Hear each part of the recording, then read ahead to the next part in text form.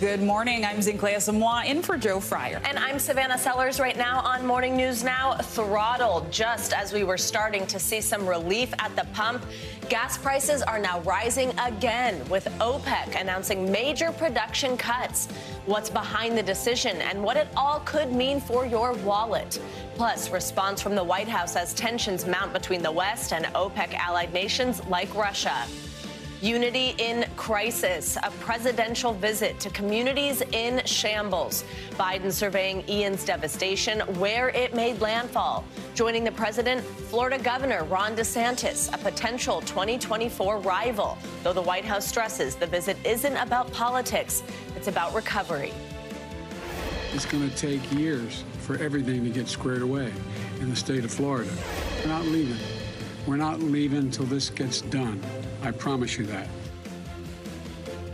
More from the president's visit and the latest on recovery efforts this morning. Call and response heightened tensions around the Korean peninsula this morning as North Korea fires off 2 short-range missiles after the U.S. redeploys an aircraft carrier in the region. The controversial weapons test at the center of this high-stakes back and forth. And liftoff, another picture-perfect launch to the International Space Station, with the joint SpaceX NASA crew making history in the process. We love some space news. Yes. We love when it's almost Friday. It's a good morning. We love all of these things. Good morning. Good to have you with us again, Zinclea. And today we're getting started with the dramatic cuts in oil production announced by OPEC and its partners, including Russia. And we're breaking down what it all means for you. The group announcing yesterday they'll slash output by 2 million barrels a day. That action is expected to send gas prices higher after weeks of decline. And it's sparking immediate new concerns about inflation. This morning, the White House is blasting the move. And we have full coverage right now, starting with NBC News correspondent Emily Ikeda, and what this means for consumers. After a year of tumultuous gas prices, signs today pain at the pump could worsen as some of the world's top oil producers, including Saudi Arabia and Russia, promise deep cuts to output. OPEC Plus announced it will slash production by 2 million barrels per day to spur a recovery in crude prices. The White House calling the decision short-sighted. We are providing security, stability to the energy markets. The move defying an aggressive push from President Biden to keep fuel flowing, even visiting Saudi Arabia this summer to convince them to increase oil production. With midterms just weeks away, higher energy prices could be a blow to Democrats and undo months of steadily dropping costs at the pump in most areas of the country. Talk to me about the timing of the cuts. The barrels that are going to be cut will be cut in November. But what it means also is higher prices for drivers, higher prices for heating, higher prices for holiday travel. In parts of California, gas prices are already topping $7 a gallon. I got to go to where I'm going, so I got to pay it, but I'm not happy about it. And across the country in Massachusetts, Scott McFarlane has been in the heating oil business for more than 50 years. He says customers should be prepared to pay more as temperatures there fall. The timing is awful for us. It's going to be a tough winter for everybody, the consumers and anybody in business. Adding insult to injury for families already struggling with soaring inflation. Emily Ikeda, NBC News, New York. For more, let's bring in NBC News Capitol Hill correspondent Ali Rafa and the head of petroleum analysis at Gas Buddy, Patrick DeHaan. Ali, I'll start with you. A last-ditch effort by the White House to convince OPEC members to vote against a proposed production cut failed. How is the Biden administration responding, and how's it look for them? Yeah, good morning, Savannah. Well, the White House chose its words pretty carefully when this news dropped yesterday, saying that President Biden was disappointed in the short-sightedness of this decision by OPEC. And that's a pretty tame response considering the timing of all of this. Remember, it was just back in July when President Biden was visiting Saudi Arabia asking for the exact opposite of this, asking for more oil to be entered into the market. He said publicly that he's concerned about how this will affect the global economy economy, global markets as a whole, especially with relationships between the U.S. and Saudi Arabia, the U.S. and Russia, even more fragile. So this is something he's been trying to avoid for months. So in response to this yesterday, the White House saying that they're doing really all they can do at the moment. They're releasing more oil supply from the U.S.'s strategic petroleum reserves to try to offset these cuts that are expected to start in November. They're also saying that they would like to start these discussions with Congress about any sort of legislation that could be put in place to prevent this from happening. And they're also just promoting as a whole this need that they say is urgent for the United States to be more energy independent. But in general, the timing of this really could not be worse for the president and his party, Savannah. Absolutely. Patrick, let's bring you in here to answer the really important stuff, which is what does this mean for anybody at home, anybody with a car? I mean, the national average gas prices back down to $3.87 this morning. That's, of course, after it hit a high of over $5 a gallon earlier this year. We have slowly been seeing an uptick in prices even before this decision came out. But I mean, what's this going to look like? How long will it take for this particular cut to trickle down to gas stations across the country? Well, we've already seen this anticipated for the last week in oil markets. Oil prices have already rallied some $10 a barrel over the last week. And so conceivably, it's already hitting motorists in some areas, especially the South. We saw prices jumping in Dallas, Fort Worth. The East Coast, the Northeast are starting to see this play out. It's going to mean an impact of roughly 10 to 30 cents a gallon on consumers. But for those in hard-hit areas where prices have recently surged, such as California, the West Coast, and the Great Lakes, the increase, or I should say the 10 to 30 cent jump, is not going to be direct at the pump. Rather, because of refinery improvements in those areas where prices have spiked, prices will fall, but by not as much because of this production cut. All right, so a little tiny bit of nugget of good news in there, maybe not so bad. Ali, now Russia is among the countries who pushed for the cut. This, as you mentioned, also comes right before the midterms. You said bad timing for the president, but what exact impact do you think this could have at the ballot box? Do you see it doing anything? Yeah, well, as Emily said in the package you played at the top there, this is really adding insult to injury to so many Americans who are planning to vote in the midterm elections just 5 weeks away now. And inflation and the economy are two issues that poll after poll show are top of mind for voters as they feel this pain in their pockets ahead of the midterm elections. This is something, these two issues that Republicans have tried to hit Democrats on. So the more that this really progresses, and depending on how much prices surge, this is just something that Democrats don't want to be attached to, don't want their name on in general, Savannah. Ali Rafa and Patrick Duhan, thanks for kicking us off this morning. Appreciate it. And now we turn to Florida and the recovery from Hurricane Ian. And yesterday, President Biden and his political rival, Ron DeSantis, gave the nation an image of unity in the midst of devastation. Biden met with DeSantis, a potential 2024 presidential opponent, in Fort Myers. The two put their political differences aside, touring the hardest hit areas and meeting with people who lost everything. Biden promised the people of Southwest Florida that the federal government is with them in their long road to recovery. We have one job and only one job, and that's to make sure the people of Florida get everything that they need to fully, thoroughly recover. Meanwhile, the death toll continues to rise, and the estimated cost from Ian is soaring into the billions. NBC News correspondent Jesse Kirsch joins us now from Fort Myers Beach. Good morning, Jesse. So to just jump in, Biden and DeSantis are working together now and have acknowledged that it will be a long road to recovery. And as I just said, that cost from the storm is rising into the billions, and it's going to take a lot to rebuild towns and roads and power grids. So what exactly did the two say about working together for what seems to be the long haul?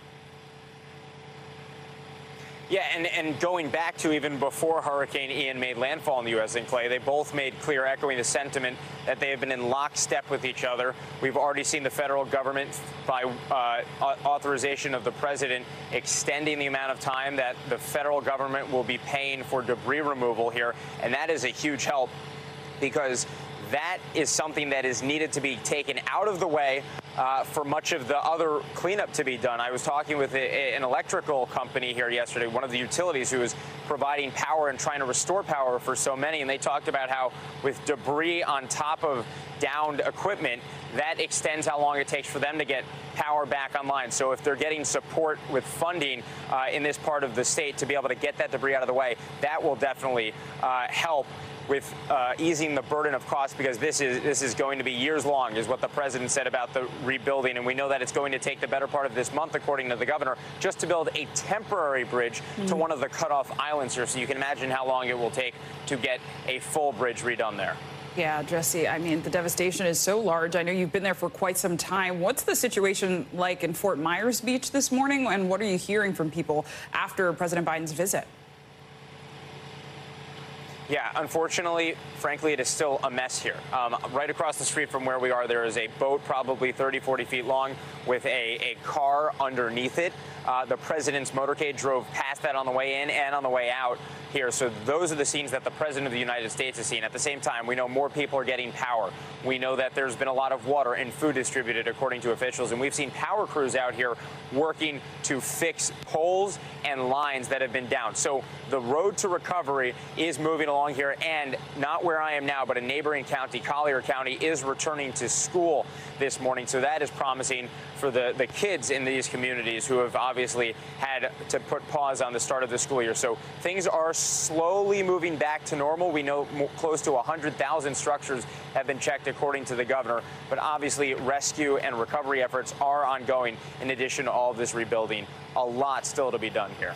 For sure. And Jesse, earlier you mentioned those islands that have been cut off. I'm mindful that the Florida Department of Transportation finished a temporary land bridge to Pine Island. That island was cut off by Hurricane Ian, and they finished that bridge yesterday, which is 2 days ahead of schedule. What's the next step in recovery there, and also other cut-off areas like Sanibel Island that you alluded to, where the causeway was partially destroyed? What's it looking like? Yes. Yeah, so we know that personnel, according to the governor, are moving onto Pine Island. The governor said by the end of the day yesterday, residents should have been able to get over there as well. But then we asked the sheriff about it here, and they said that decision would be up to the governor. So trying to get some clarity on if residents are being able to move over there. We're trying to get onto Pine Island to see for ourselves what it looks like over there right now. As for Sanibel Island, the governor says a bridge to there should be operational by the end of October. And again, that would be a temporary fix, not a long-term fix, because as you're seeing right there, that bridge in some parts is completely wiped out. Water is going right through both sides of its in play. Yeah, and end of October, while soon, is still some ways away. Jesse, thanks for those updates.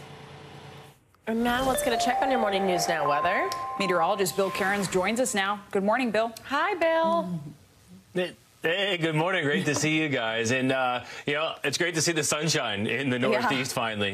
The remnants and ghost of Ian, if you want to call it that, it turned into like a nor'easter. It plagued this region for like 6 straight days. People haven't seen the sun. You know, the grass is like 10 feet long. We have to mow it because it's just, you know, we haven't had a chance because it's been so wet. And now it's finally exiting. So this is kind of the day that everything improves. So here's the weather pattern, and just enjoy it. It's not going to last forever. You got like 2 days of this, from Roanoke to Richmond to Raleigh to D.C. to Baltimore to New York, Hartford, and Boston. Everyone today is pretty warm, especially considering how cold it's been lately. And 70s is just going to feel fantastic. So get outside this afternoon before that sun sets early this evening, because that cold air, unfortunately, is coming down from Canada this weekend.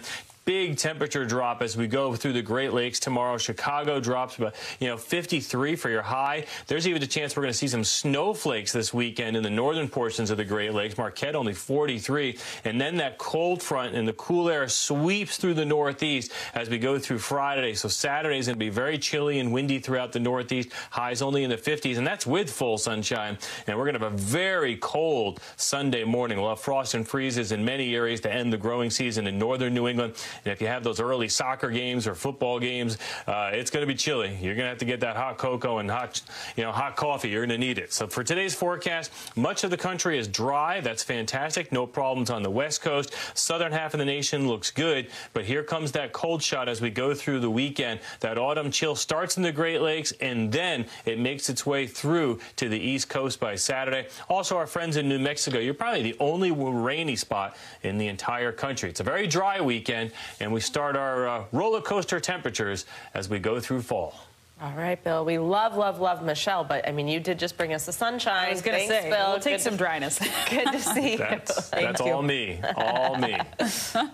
And now to some breaking news in Thailand this morning, and a warning: the following images are distressing. Police say at least 36 people have been killed in a gun and knife attack on a daycare center northeast of the country. More than 20 children are said to be among the victims, some as young as 2 years old. Authorities say the gunman, identified as a former policeman, later took his own life. We'll have more developments on this story later in the show. Oh, just heartbreaking. And now let's get to the latest in North Korea. Tensions are continuing to rise after the regime fired more missiles into the waters off its eastern coast. That's after that provocative launch over Japan that led the U.S. to redeploy an aircraft carrier to the region. NBC News foreign correspondent Janice Mackey-Freyer joins us now with the very latest. Hey, Janice, good morning.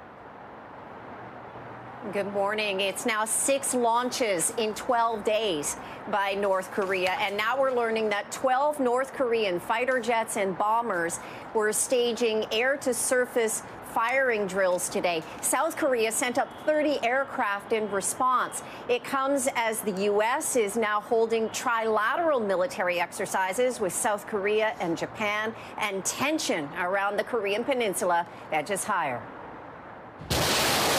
This morning, as missiles fly and tensions flare, the American aircraft carrier USS Ronald Reagan and its strike group moving into waters around the Korean peninsula, prompting North Korea to fire another 2 missiles, what Pyongyang called counteraction, in a statement blaming the U.S. for posing a serious threat. It all comes a day after the U.S. and South Korea fired surface-to-surface missiles as deterrents, though one failed and sparked panic of a North Korean attack, in what is now the most hostile escalation here in 5 years. If they continue down this road, it will only increase the condemnation, increase the isolation, increase the steps that are taken in response to their actions. North Korea's testing blitz, 24 missiles so far this year, is a sign the regime is intensifying its weapons program. On Tuesday, sending an intermediate-range ballistic missile right over Japan, soaring 2,800 miles and triggering alarms for millions to take cover. The pace of testing also reminiscent of 2017, when Kim Jong-un last did a nuclear test. U.S. officials expect another to happen soon. This satellite imagery, according to Maxar, shows that North Korea is doing construction and restoring tunnels at its main nuclear site at Punggye-ri, the same one they claimed to have destroyed in 2018 during short-lived diplomacy with then-President Trump.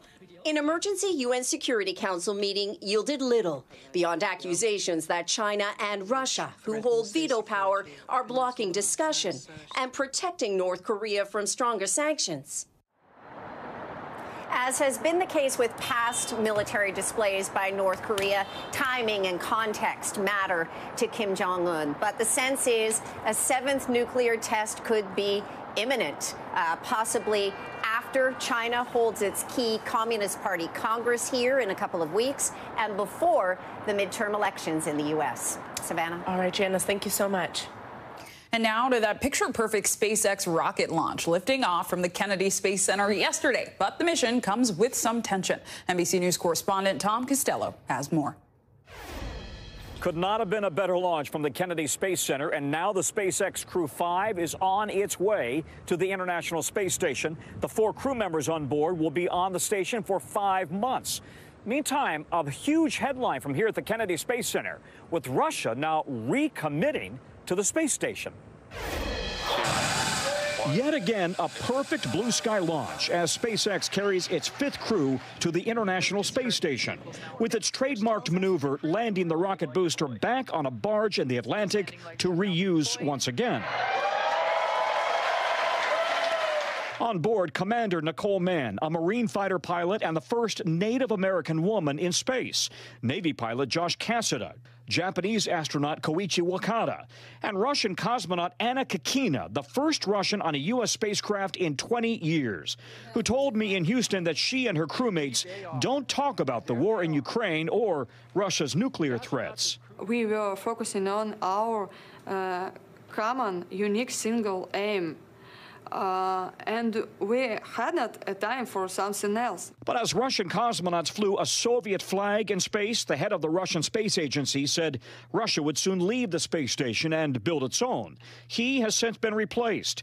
Then today, another top Russian space official seemed to reverse course. How long will you be a partner with the international partners in this program? We start to cooperate, as I said, many years ago, more than 40 years ago, and we will continue our cooperation as long as I can imagine.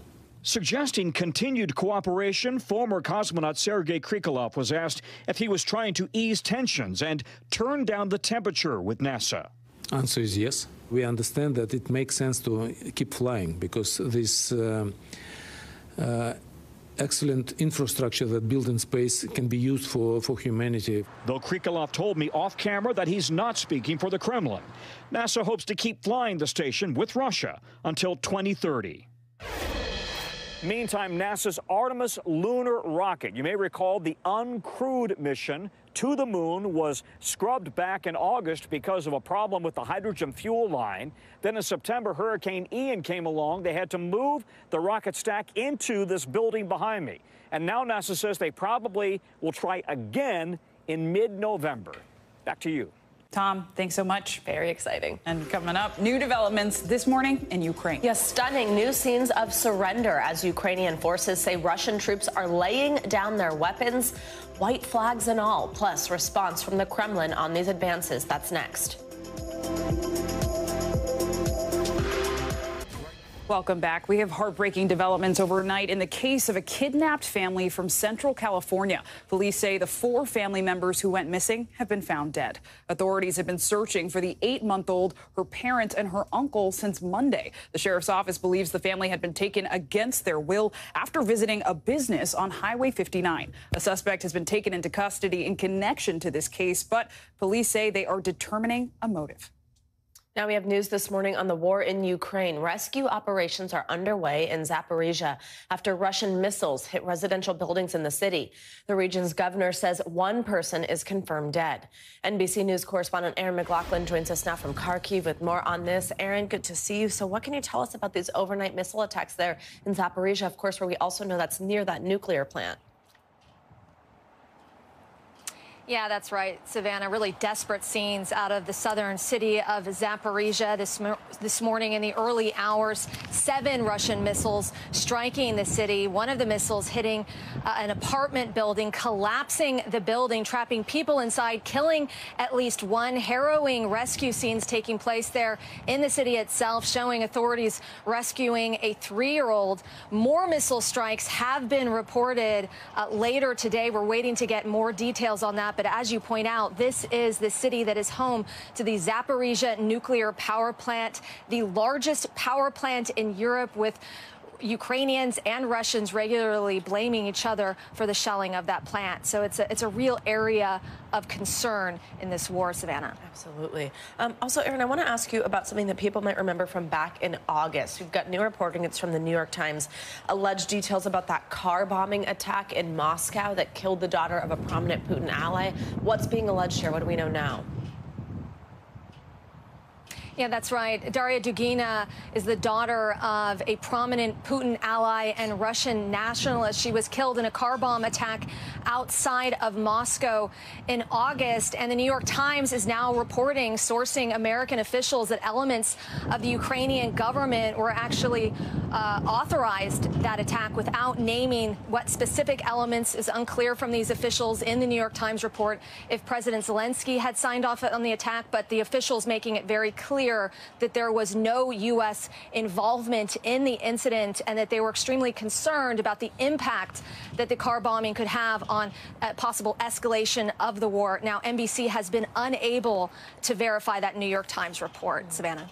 Aaron, also before I let you go, I do want to ask you your own reporting. You've been on the front lines with volunteer soldiers in Kharkiv, doing amazing work in the process. These soldiers played a big role in pushing back Russian forces in that region, which has been one of the big things we've been watching here and seeing unfold. What have they been telling you and what have you been seeing?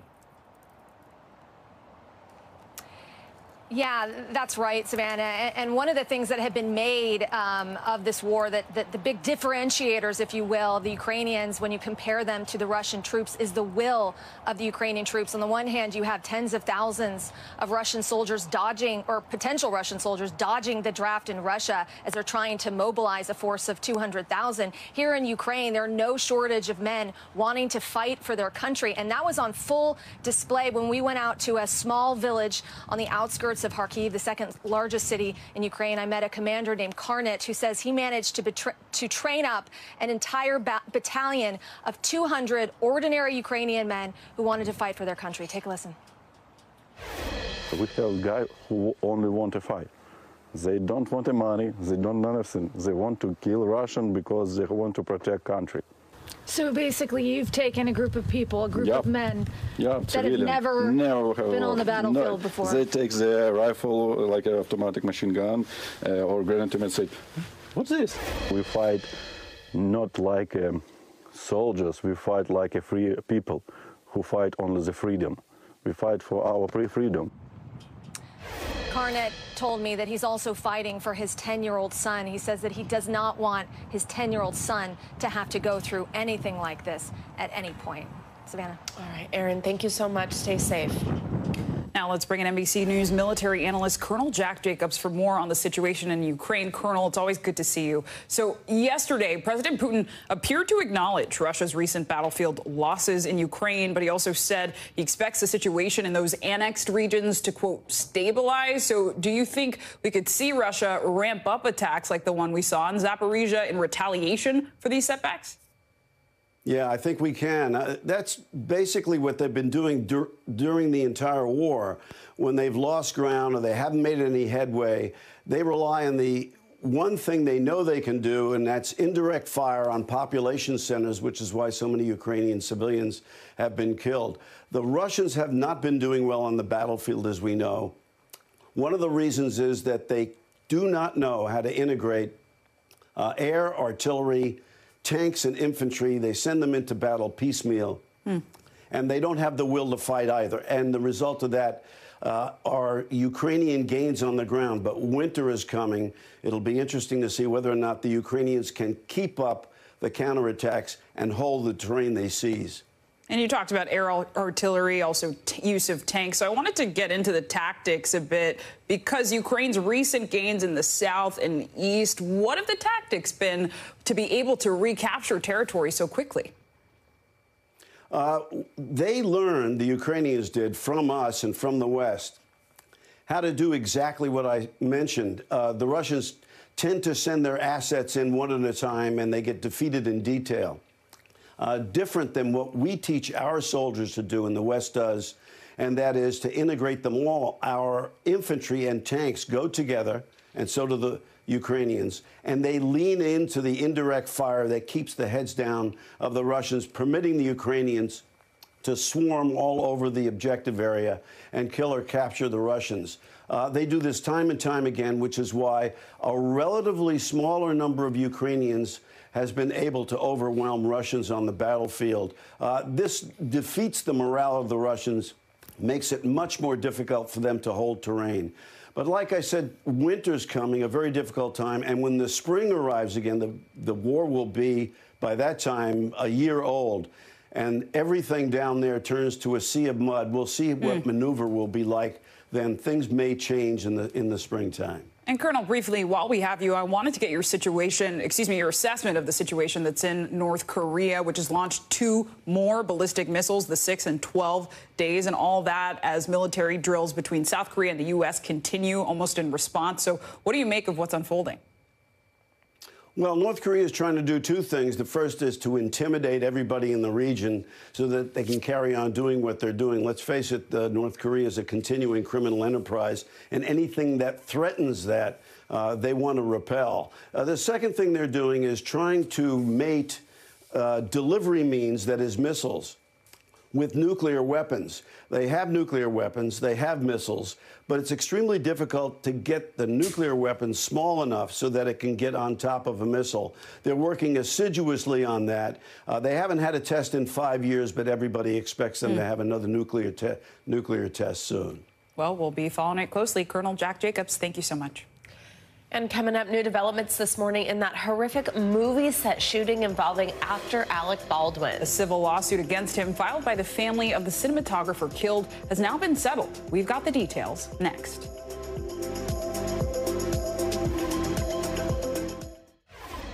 We're back now with new developments in that shooting that happened on a movie set during the filming of Rust. Cinematographer Helena Hutchins was killed in the incident, and now her family has settled its civil lawsuit against star and producer Alec Baldwin. NBC News legal analyst Danny Savalas is on set with us for more on this. Of course, if there's a lawsuit, a legal matter at hand, we've got to have Danny Savalas on hand. All right, Danny, walk us through this. How much do we know about the settlement, what it could mean for Alec Baldwin and the film's producers going forward, and what does the settlement mean now in terms of an investigation, that type of thing? We don't know much about the settlement, like the dollar amounts, and that's not unusual. Normally, in a high-value settlement like this, in a high-profile case, it is hush-hush. Usually, one of the conditions is that the dollar amount not be released, lest the defendants create a sea of swimming sharks looking to circle and come and sue them for some other reason. So it's not unusual to keep this stuff secret. What is unusual is the statement that was released by Mr. Hutchins. Now, that statement could be read as just a, press release about the settlement. But as an attorney, you look at that statement and it seemed to me to be a direct Morse code message to the Santa Fe DA's office to say, look, we've settled. We no longer want any criminal charges. That, I believe, is how you could read that statement, even though that's not what it said explicitly. And I'm so glad you mentioned the Santa Fe DA because, of course, there are criminal charges being considered right now. Notably, Alec Baldwin has said he did not pull the trigger. But what do you think we could see there? Consider the timeline. Last week, the Santa Fe DA's office made an announcement, or essentially it was reported that they were considering charges against, I believe, up to 4 people. And then a week later, miraculously, the parties in the civil suit reach a settlement. That is not a coincidence. It could be, but it's probably not. What happened likely was Baldwin, his legal team, the defendants all said, now that this is getting real on the criminal side, run, don't walk, to settle this case. Now, here's the important thing. That does not bar the prosecutors from bringing a criminal case. In fact, it has no effect whatsoever. But the practical reality is that once a victim no longer considers themselves a victim or doesn't want to cooperate, the case becomes a lot harder. You can subpoena them. You can make them reluctant witnesses. It's just not a good look. I want to ask you a little bit more about that statement that you mentioned. This is from Hutchins' husband, Matthew. I'm going to read part of it here. It says, I have no interest in engaging in recriminations or attribution of blame to the producers or Mr. Baldwin. All of us believe Helena's death was a terrible accident. Could a statement like that weaken any criminal case in any way? I mean, if the victim's family is saying, we think it was an accident, I mean, what does that mean moving forward in terms of trying to pin blame on someone? I read the goal of that statement to be exactly that, to minimize the likelihood of a criminal case. In fact, it probably was part of the conditions of the settlement. Hey, we're going to reach an agreement, but you're going to have to go out there in public and say, I'm the victim. I no longer want a criminal case. That doesn't immunize Baldwin and the other potential defendants, but it makes it a lot harder. I would suspect, at least if I were advising on this settlement, I would say make sure there's a statement so that it's clear. And by the way, lo and behold, Santa Fe DA releases a statement saying, hey, we can still prosecute if we want to. Their back was against the wall. Danny Savalas, always breaking it down for us. Thank you so much. A lot of people wondering about this one. Now, Kevin Spacey is back in the spotlight today. He's on trial for the alleged sexual abuse of Anthony Rapp. The Star Trek Discovery star says Spacey made unwanted sexual advances during a party in 1986 when Rapp was just 14 years old. Now Rapp is seeking compensatory and punitive damages, and Spacey has denied all of the accusations. NBC News correspondent Ron Allen joins us now from outside the Southern District of New York in Lower Manhattan for more on the trial. Ron, it's good to see you. So what can we expect to see from today's trial? Will Spacey actually be in the courtroom? Yes, we expect him to arrive here shortly. We expect this to begin with jury selection, so things will get off to a relatively slow start. We may get to opening arguments later this afternoon. It's supposed to be about a 2-week trial, and it's a civil case. It's about money. The plaintiff, Anthony Rapp, is asking for some $40 million in in damages if the jury sides for him in this complaint. Again, this case goes back some 25 years. This happened when Rapp was 14 years old and Spacey was in his late 20s. They were both actors on Broadway. There was a party at Spacey's house one evening where this encounter allegedly happened, where Rapp insists that, or claims that, Spacey picked him up and laid him on a bed and somehow fell on top of him, got on top of him, and approached him in a sexual manner. And he had to escape and leave the room and free himself from being underneath Spacey. That's what happened. Spacey did respond to this after the allegations were made public in an article back in 2017. He says that he doesn't remember this happening, but he apologized if it happened, and he attributed it to perhaps being drunk that night at this party. Again, if all this happened. But that's what a jury will decide. This case is happening because of Me Too. This case was allowed to come forward in the court system because of a change in the law that allowed survivors, victims of sexual assault, sexual abuse, to bring their cases forward. So that's what's happening here. But again, about a 2-week trial, very serious allegations facing Kevin Spacey, whose career has been in tatters for many years now. Hey, Ron, quickly, a couple things have actually changed since this started, though. First, there were these additional claims that were dropped by Judge Kaplan before today's trial. There was also even an additional plaintiff in the initial filing for this case. Tell us what's happened there. The additional plaintiff, his case was dismissed or removed because he wouldn't reveal his full name. He wanted to take this case on anonymously. The judge wouldn't allow that. And again, this is moving forward. The case involving Rapp, because of this change in the law regarding victims and survivors of sexual assault. And the other thing to point out is that beyond this, Spacey has other legal problems. The most serious one, or the more serious one, is a case in the UK, in London, that is a criminal sexual assault case where there are 3 men who claim that he assaulted them physically about a decade ago on different occasions when Spacey was a theater director over there in England. That trial is set to happen sometime next year. And there's also another civil litigation going on involving the production company, the makers of the Netflix series House of Cards that Spacey starred in. He has to pay them some $30 million because they say they had to fire him, they had to cancel episodes of the series, they lost money because of all these allegations against him. Serious charges there, Ron. Allen, thanks for breaking it down. Thanks, Ron. And coming up, a closer look at your heart. We'll take a look at the rising number of cases of heart disease and also how it's having much more of an impact on minority groups. That's next.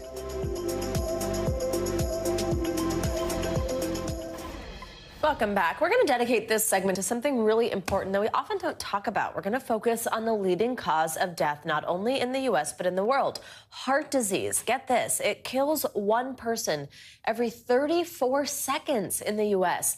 And also half of all patients diagnosed die within just 5 years. And on top of that, new studies show more people are being diagnosed with the condition and that it is disproportionately affecting certain minority groups. Dr. John Teerlink joins us now. He's the president of the Heart Failure Society of America and the director of heart failure at San Francisco Veterans Medical Center. Doctor, good morning. Thanks so much for joining us. Such an important topic, and we're happy to dedicate this segment to it. So, I mean, we just heard just how serious this is, the fact that this is the leading cause of death, but it's this public health epidemic that we really don't talk about that much. Why do you think that is? And also, has the pandemic and that news sort of flooding the zone, the focus on that, changed the situation at all? So good morning, and it's really a fantastic opportunity to be able to talk about this issue. Heart disease is, as you mentioned, the #1 cause of death in the United States. An estimated 6 to 7 million adults in the United States have heart failure alone, where the heart doesn't pump blood as it should. And the pandemic clearly revealed many deficiencies of our healthcare system in terms of taking care of these heart failure and patients with heart disease. And let's talk a bit about inequity, because young black men are almost 3 times more likely than white men to die from heart disease. I mean, I think about the men in my family. So could you explain the factors that contribute to these racial disparities? Because it's not an innate thing. Yeah, so as you pointed out, the Black community has the highest incidence and highest prevalence of heart failure, as well as worse clinical outcomes. And there are many factors that contribute to this, including decreased access to medicines, the rising financial costs and affordability of medicines that impact adherence and the ability of people to actually take them even when they're administered, and the lack of diversity in research, including in clinical trials. And these are all issues that the Heart Failure Society of America has a number of initiatives to help address these significant disparities. In addition, there really remains a critical need to close this extensive racial disparity gap. And we're trying to do that both in terms of how healthcare is distributed to patients, how medicines are developed, and how patients are included in the clinical trials that assess these medications and new devices. All right, doctor, so you just tell us about some of these new treatments being developed, but just tell us about kind of what the future looks like here. I mean, what are important steps people should take to prevent heart failure, hearing this from you, and also kind of what are you hopeful for? Well, so some of the major contributors to the development of heart failure include high blood pressure, which used to be, when I was growing up, there were TV commercials all the time for the silent killer of high blood pressure. And we don't see that as much, largely because we've been fairly effective in treating high blood pressure. But we need to distribute that more readily into our underserved communities. In addition, treating other comorbidities or underlying diseases such as diabetes are crucial. And then the development of new drugs that have been able to improve the heart function, to improve diagnosis through devices, as well as to improve monitoring of patients once they develop heart failure. So it's a very exciting time. There are many new initiatives that are emerging, but we need to be able to have actual funding in research to develop those initiatives. Important information, Dr. John Teerlink. Thank you so much. Yeah, we appreciate it. Great conversation. Business headlines now, and Ford is hiking the starting price on one of its electric pickups again. That's right. CNBC's Savannah Hanau joins us now for more on this and other money news. Good morning, Savannah. Good morning to you. Well, Ford is hiking the starting price of its electric F-150 Lightning pickup again. Ford is increasing the entry-level price by $5,000 for the 2023 model year, citing rising costs and supply chain issues. It's the second time in less than 2 months that the automaker is raising the price on the Lightning. The new starting price of the 2023 Lightning Pro model will be just under $52,000. General Electric is reportedly laying off workers at its onshore wind unit. Reuters reports that the layoffs are part of the company's plan to restructure and resize the business as it grapples with rising costs and supply chain issues. According to Reuters, the job cuts are expected to affect 20% of GE's onshore wind unit's workforce in the United States. And high inflation has many Americans tweaking their holiday travel plans. According to a Bankrate survey, 43% of U.S. adults are planning to take trips between Thanksgiving and New Year's. Of those, 79% are changing their holiday travel plans in various ways due to high inflation. Now, some are shortening trips, choosing cheaper accommodations or destinations, or taking fewer trips. Now, I don't know about you ladies. I'm planning on traveling for the holidays, but seriously, prices are making me rethink things. Yeah, exactly. Book those flights now. That's what I've learned. As soon as you're thinking about something, just book it, you know? I mean, refundable, cancel it later. I don't know, but it's getting crazy. Yeah, it really is. Savannah, thank you so much. You got it. And now it's no secret that vegan casual dining is booming. And with its celebrity following and outrageous menu names, one of the chains generating the most buzz is, this is really the name, Slutty Vegan. NBC News correspondent Stephen Romo spoke to its founder, entrepreneur Pinky Cole, about overcoming setbacks and the key to success for her growing franchise. It was all a dream. On the corner of Fulton Street and South Portland Avenue, customers are dancing their way in to Slutty Vegan. The plant-based fast food restaurant opens their 7th location in Brooklyn, a long-time dream turned reality. It is such a blessing, and I'm grateful, and I'm humbled. Lines wrapped around the block for the grand opening of the famed Black-owned restaurant, started by Pinky Cole. With burger names like One Night Stand and Dance Hall Queen, she is on a mission to make plant-based food accessible and exciting. It is not the average restaurant where you walk in and you just order food. It's not that. You walk in and people yell at you, we dance with you, the music is booming. Like, it's just a whole vibe. I don't want people to think about traditional vegan food and how vegan food has always been labeled as boring and not tasty and flavorless. You wouldn't even know. Nope. Co-signed by celebrities like Megan Thee Stallion, Steve Harvey, Snoop Dogg, and actress Megan Good. This lady. Even Mayor Eric Adams gave the restaurant a warm welcome. It was about time you brought your vegan burgers here to the greatest city in the world. How do you make vegan food taste so good? Well, it's a secret, and that secret is called love. Oh, yes, sir, yes, sir, yes, sir. Vegans and meat eaters alike are flocking for a taste of these plant-based burgers. But this new Brooklyn triumph did not come without adversity.